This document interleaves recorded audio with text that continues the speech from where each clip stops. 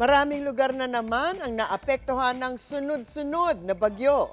Ang ilang lugar hindi pa man tuluyang nakababangon, nasalanta na naman. At isa sa mga lagi na pag-uusapan sa ganitong panahon ng kalamidad ay ang calamity loan. Para magabayan ang mga kapuso natin, yan po ang pag-uusapan natin. Ask me, ask Attorney Gabby.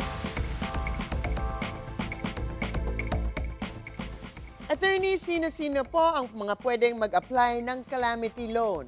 Well, actually, may tatlong ahensya ng pamahalaan na nag-o-offer ng calamity loan o emergency loan. Siyempre, marami ring pribadong financing companies ang mag-o-offer niyan, pero nakakatakot at siguradong mas mataas ang mga interest rates, mas matagal ang approval period dahil marami pang e-examinin at aaralin bago kayo mabigyan ng loan. So, mas okay talaga kung sa mga government agencies lumapit sa panahon ng kalamidad dahil mas mabilis ang approval, mas mababa ang interest rate, usually 6% per annum, at mas mahaba ang repayment period. Pero usually ang ibig sabihin din ay mas mababa ang amount na pwede niyong utangin by way of emergency loan.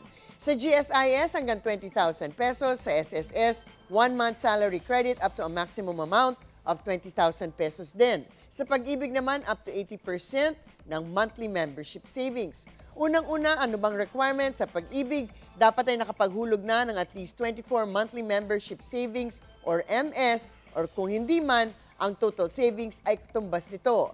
Dapat ay nagbayad ng at least 1 MS within the last 6 months bago sa date ng kanyang loan application. Dapat din ay residente o nagtatrabaho sa area which is declared as calamity-stricken.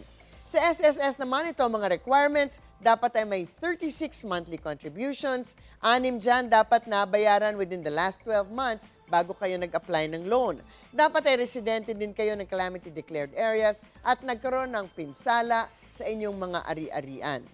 Sa GSIS, ang tawag dito nga ay emergency loan. Dapat ay residente or empleyado ng government office within the declared calamity area.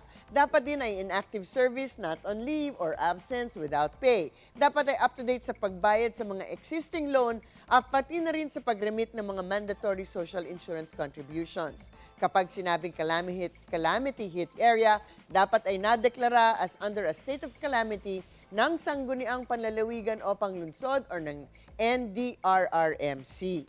Dapat din ay wala kayong pending administrative case o criminal charge. Pwedeng meron pang mga ibang mga other finer requirements, pero ito nga, ang sinabi natin, ang mga pinaka-basic. Attorney, yung ibang lugar po, hindi po tuluyang nakababangon, nasalanta na naman. Ilang beses po ba pwedeng mag-apply ng ganitong loan? Ay pwede pong mag-apply nito ulit kahit hindi pa bayad ang naunang loan. So sa SSS po, kailangan ay fully paid ang existing calamity loan bago kayo mag-avail ng panibagong calamity loan. Sa Pag-ibig, pwedeng mag-renew ng calamity loan, kaya lang ibabawas ang outstanding loan balance ng existing calamity loan kasama ng accrued interest, penalties, and charges kung meron man mula sa makukuhang bagong calamity loan. Pwedeng mag-avail din ng bagong calamity loan sa GSIS. Halimbawa, matapos po ng bagyong Karina, nagsabi ang GSIS na ang mga may existing loans pwedeng umutang ng up to 40,000 para mabayaran ng mga dating utang at magkaroon pa ng panibagong pondo ng 20,000 pesos. Ito rin ang amount na available para utangin ng walang mga pending calamity loan sa GSIS. So yan po, ang mga usaping batas, bibigyan po nating linaw para sa kapayapaan ng pag-iisip. Huwag magdalawang isip. Ask me, ask Attorney Gabby. Keep safe, everyone.